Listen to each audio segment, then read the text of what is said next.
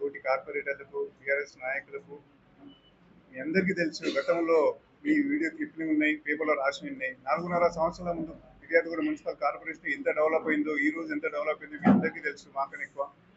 ఎందుకంటే ప్రతి కార్పొరేటరు మేము డెవలప్ చేసినాం.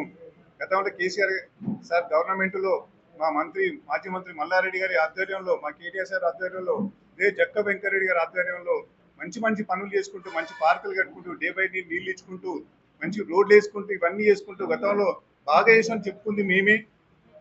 అందరూ తెలుసు. గ్రేవ్ యార్డ్ చూడొచ్చు, తడి చెత్త పొడి చెత్త చూడొచ్చు, ఎన్నో అవార్డ్స్ తెచ్చుకున్నాం. మున్సిపల్ కార్పొరేషన్ తెలంగాణలో ఫిర్యాదుగూడ మున్సిపల్ కార్పొరేషన్ అంటే ఒక మంచి నేమ్ తెచ్చుకున్నాం. అలాంటి మేము 26 మంది బీఆర్ఎస్ పార్టీ వాళ్ళమే అందరం కలిసిమెలిసి ఇన్నమంది వరకు ఉన్నది. అందరం కలిసి ఒక పద్ధతి ప్రకారం అందరం ఒక కౌన్సిల్ తీర్మానం చేసుకుని ముందుకెళ్ళి పనులు చేసి ఒక మంచి పేరు తెచ్చుకున్న నాయకులం. ఈరోజు గవర్నమెంట్ మారంగానే ఇంకొక పార్టీకి వెళ్ళి ఈరోజు జక్క వెంకరెడ్డి గారు మంచి కాదా లేనిపోను బురద చల్లి ఈయన స్వార్థం కోసం రోడ్లు వేసుకుంటూ, ఈయన స్వార్థం కోసం పనులు చేసిండు. మనం పనులు చేయడానికి ఉన్న కొంచెం టైమే. ఆ టైంలో ఎస్ఎండిపి వర్క్లో 110 కోట్లు శాంక్షన్ చేసి ఈరోజు ఆ పని అయిపోయింది. పెద్ద వర్షాలు వస్తే చాలా ఇబ్బందికరంగా ఉంటుంది, అన్ని కాలనీలు మునిగిపోతాయి. ఫిర్యాదుగూడ పోయే రోడ్డు పెద్ద రోడ్డు, ఆ రోడ్డు ఆగిపోయింది. గతంలో కేటీఆర్ గారు ఓపెన్ చేసిపోయారు.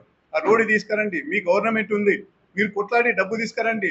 ఆ డబ్బు ఇక్కడ ఉపయోగించుకున్నాను, పనులు చేద్దాం, జనాల్లో ఒక మంచి పేరు తెచ్చుకుందాం, మనకున్న సమయాన్ని ఉపయోగించుకుందాం.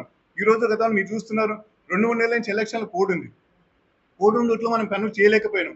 ఈ రోజు చేద్దాము, తీర్మానం చేసుకొని అని చేద్దామని చెప్తే మా కమిషనర్ కూడా చెప్పారు నిన్న మొన్న, మాకు ఎక్కువ బడ్జెట్ లేదు, తక్కువ బడ్జెట్తో మీకు ఎమర్జెన్సీ వర్క్ లేదు, అది చేసుకోమని చెప్పారు.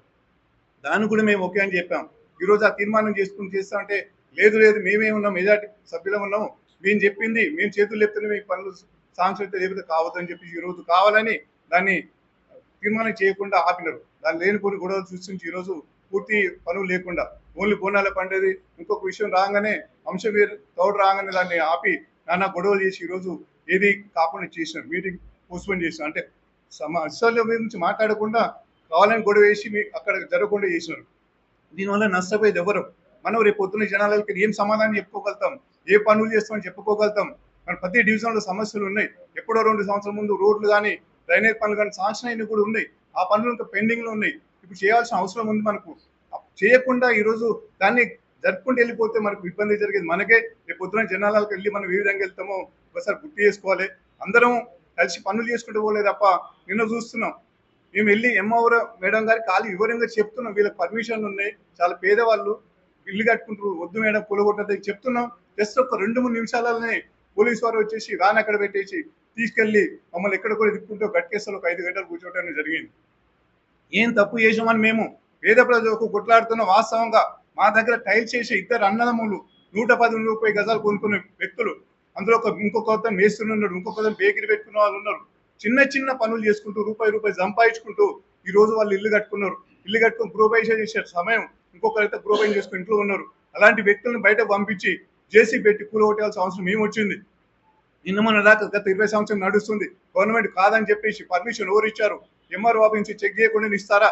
మున్సిపల్ మన కమిషన్ సంతకాలు లేకుండా పోతున్నాయా? మనం ఇచ్చిన పర్మిషన్లో మనమే అదే బిల్డింగ్ ఇల్లీగల్ అని చెప్పి ఏ విధంగా కూలగొడతారు.